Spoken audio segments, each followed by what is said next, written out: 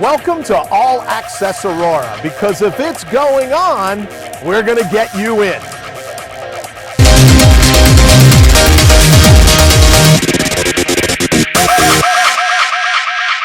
For the 2013 version of Dad's Big Day here in the city of Aurora, you'll see firsthand that we may be, when it comes to the state of Illinois, second in population, but we're most certainly first in vision. This Father's Day weekend, we'll be kicking off a vision over 8 years in the making. Now, I don't have to tell you, in this day and age, in order to get a project of this size complete, you need community involvement, you need corporate involvement, but you also need a leader. You need a politician that's willing to see it through from A to Z, to shepherd the project, to keep it going. You most certainly need a leader that is willing to spend some political capital. Let's go say hello and learn about that concept from His Honor, Mayor Tom Weisner. You know, I'm not the only one with the vision, and there's a lot of planning work that was done before I even took office. A lot of ideas were thrown out, and I don't consider that, it's important, but I think it was Edison that said genius is 10% inspiration and 90% perspiration, and I kind of play on that a little bit and say success is really 10% vision, but 90% persistence. And if that's, and when I look at it, it's the persistence part that so seldom happens, that a lot of people, a lot of visions, a lot of plans go on shelves and sit there forever. And what I felt when I came in is we've got to perform, we've got to persist, we've got to make that vision real. And there's so many people in this community that have helped make that happen that I can't tell you how much I appreciate it. But it makes me proud, and I think it's made all of them proud of what we've accomplished so far. And we've got more to do, but we're getting there. Even in a time of recession, we took the measures we needed to take to make sure we were financially stable. But we didn't just sit back and say, we're going to wait this out. We continue to move forward. We built a brand new police facility, which has had a lot to do with a huge reduction in crime in Aurora. One of the safest cities of this size in the country now. We have a brand new public library that's now under construction. Waubonsie Community College built a full one-block campus in the city of Aurora. River Edge Park is opening on Father's Day itself. We're actually looking at phase 2 of the park that would include a bridge across the river so we can utilize the west bank, but also create greater access from the west side, both to River Edge Park, but also to the commuter station, help redevelop our historic neighborhoods because they'll have ready access to those amenities. I'm sure you're familiar with the term location, location, location. And that was most certainly the case when it came to picking Aurora's first library building, now the Grand Army of the Republic building. But when it came to picking the site for River's Edge Park, location was just as important. We're going to go ahead and head over to the Aurora Transportation Center, start to kick this thing off. You know, from the vision of the River's Edge Park and getting it off the ground, all of that it was a huge endeavor, requiring a lot of levels of government coming together, the business community, foundations, and citywide support. From the inception, there was a lot of community input in terms of what would you like to see at this River's Edge Park. So there's a lot of things behind the scenes for years to make this a reality. Park, people wanting to have their existing events moved to River's Edge Park. There isn't a day or week that goes by that we don't get inquiries asking about that. We're seeing long-standing festivals that are moving to River's Edge Park. We're seeing 5Ks and half marathons being moved downtown because of River's Edge Park. And a lot of these, because of River's Edge Park, are getting unprecedented attendance. People just want to be in those races. Which is the hub of our transportation, from the train station, buses, taxis, all coming out of here. We also have the post office, which is a lot of people pass through here. Natural synergy of people just passing through here all day long. We're very excited to share with you the first sneak peek inside of River Edge Park and give you a behind-the-scenes idea of not only the vision, but the planning that went in to making this one of the coolest venues on our planet. So it all really started with the architect's vision, and you can see the way that the park is designed. It's kind of on a curve, and it embraces the river. You know, that's one of the things we thought about, embracing the natural river habitat here. We thought about the experience that the guests are going to have when they come in, from the way the entrances are situated to where the vendors are, to you know, to the modular seating in the front, to the experience that you're going to get up in the skybox, the VIP experience that you're going to get up there. And then we also worked real closely with the Summerfest people. They have built numerous stages, so they know all the ins and outs, the do's and don'ts. So what we got from them is we got the do's, but we also got the don'ts, which is really, really important because you only have one chance to get this right. Really fortunate is Telesky Sound out of Chicago. They designed the sound for Millennium Park. So they are our sound designers, so we really feel fortunate in the fact that we were able to get them to do this. You can see right behind my shoulder here on the stage, you can see these big grids that are there. So we're going to fly the speakers from those grids. So you ever been to a concert and you have, you know, 10 feet of speakers in front of you and around the very edge of the stage, and the first 50 feet are just, you know, you can't hear for 3 days because your ears are ringing? Well, if you fly the speakers, you get a more distributed sound, you know, all the way across. And then if you can notice on the light standards that we have, there is 1, 2, or sometimes even 3 speakers on those, and they're all strategically angled throughout the park, all the way to the back of the hill. So it's obviously beautiful today. You can see it right here. I mean, it's a gorgeous park. But at night, those 2 wings that you see, not right behind the stage, but on each of the wing, those are LED lights. And every one of those chases, there is an LED light panel up on top. And so we can program those light panels to pulsate, to roll. We can do any color system. We can hook it up to the sound system. So we can actually have those lights going with the beat of the music. Their restaurant is directly across the street. It's Two Brothers Brewing. So not only are they going to serve a little bit more atypical festival food that you're going to get in there. They're all organic and local. So you're going to get a better food, but it's still going to be a great price point. We've really worked hard with them to keep that price point low. We're working with Budweiser and Two Brothers, so we're going to have your bigger beers, but we're also going to have our local craft beers here. You're not going to pay $12 for a beer like you do in Chicago. You're not even going to pay $8 for a beer. Our most expensive beer will probably be $6.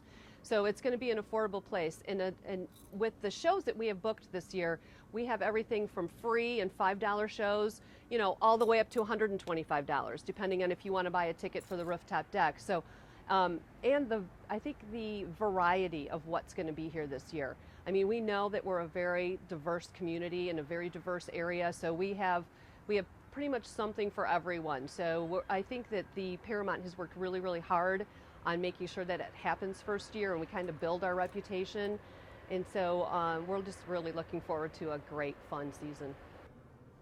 But Aurora doesn't just have a rich history in the performing arts. River Edge Park will help to complement the great music and performance venues that are already a part of the city of Aurora.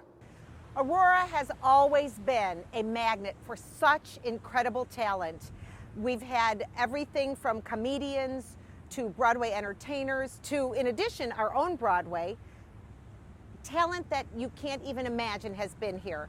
We start with the Copley Theater, an intimate 216-seat theater, perfect for a comedian, perfect for a quartet, perfect for just that kind of experience. Then we go across the street to the Paramount, the 1,800-seat most beautiful theater you have ever seen, where I myself have seen comedians like Brad Garrett and Rodney Carrington.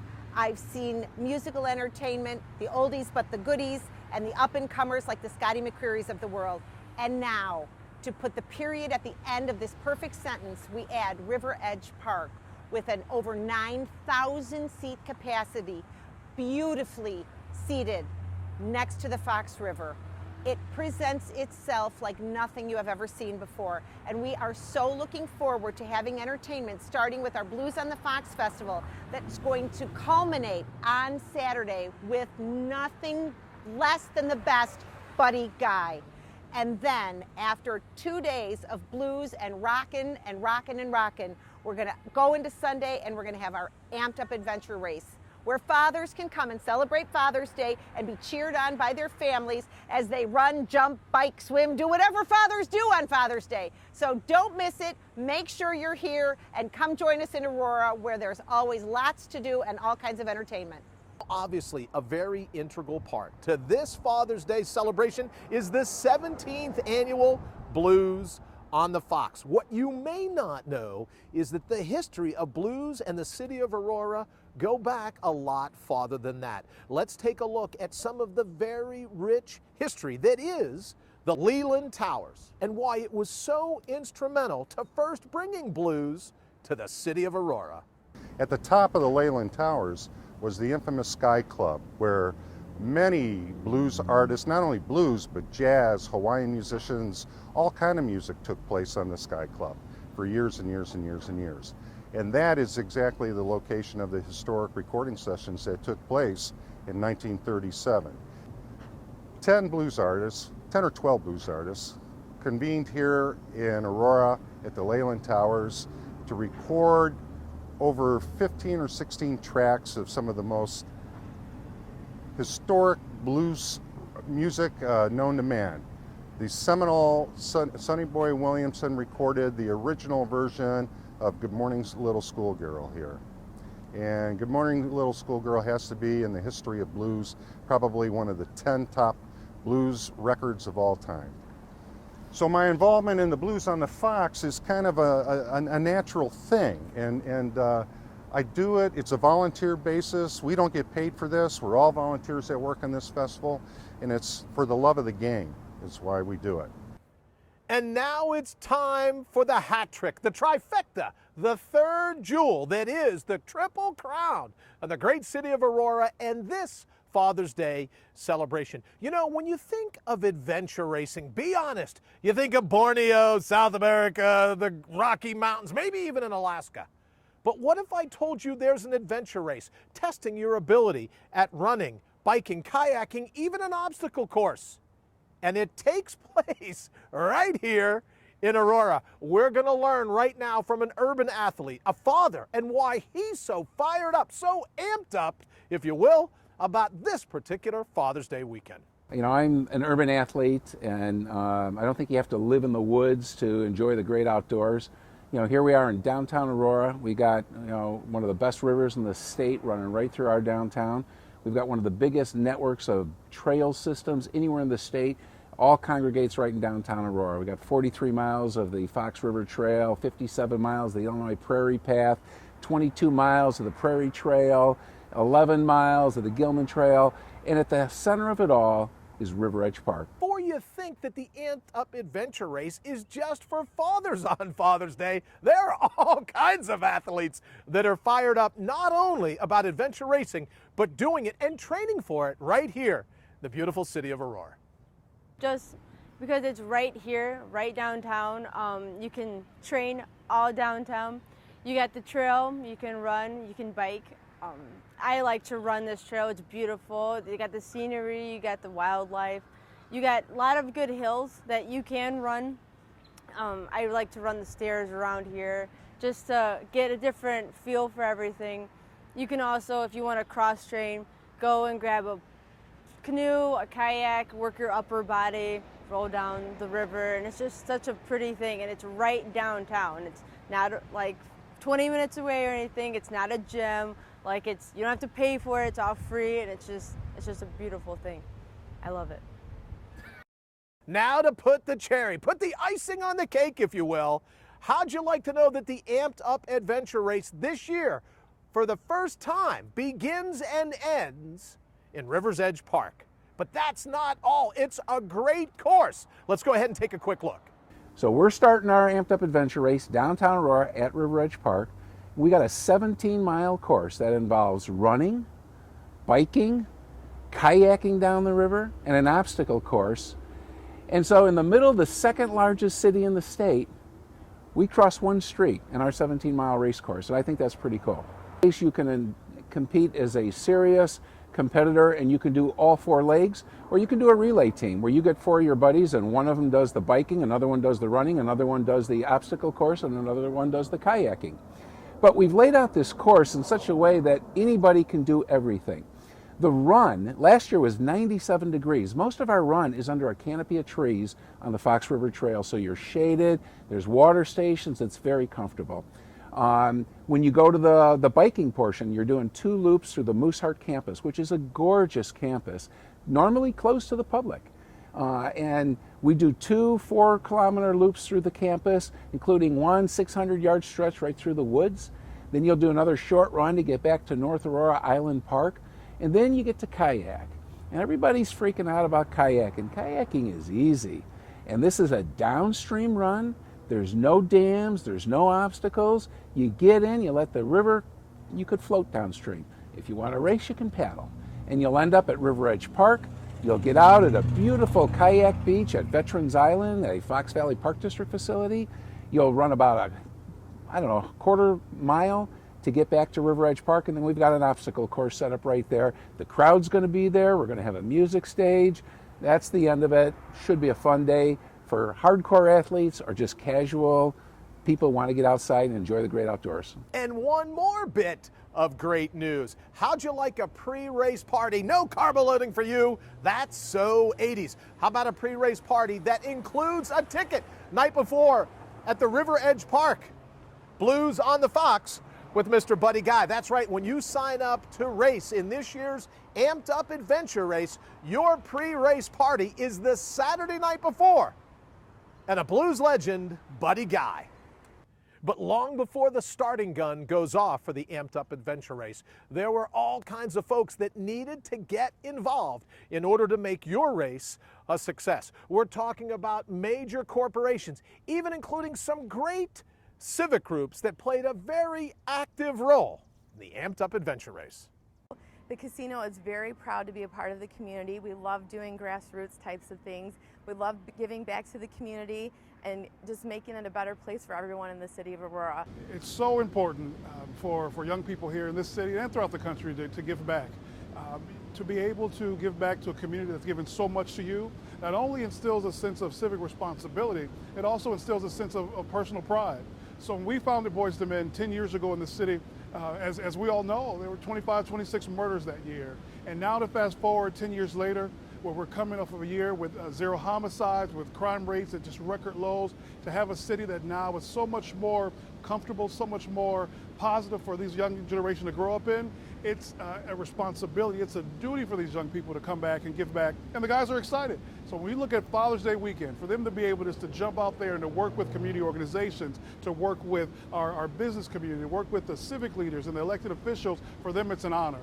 So they are extremely excited, fired up, pumped up, psyched up, as one of the guys said, to be out there at all the activities, the Amped Up Race in particular. So there you have it, an all-access look to everything going on this Father's Day weekend here in the city of Aurora. We got you a sneak peek inside of River Edge Park. We also talked a bit about the history of Blues on the Fox and, of course, the Amped Up Adventure Race Father's Day morning, Sunday morning. Come on down, let your inner athlete out.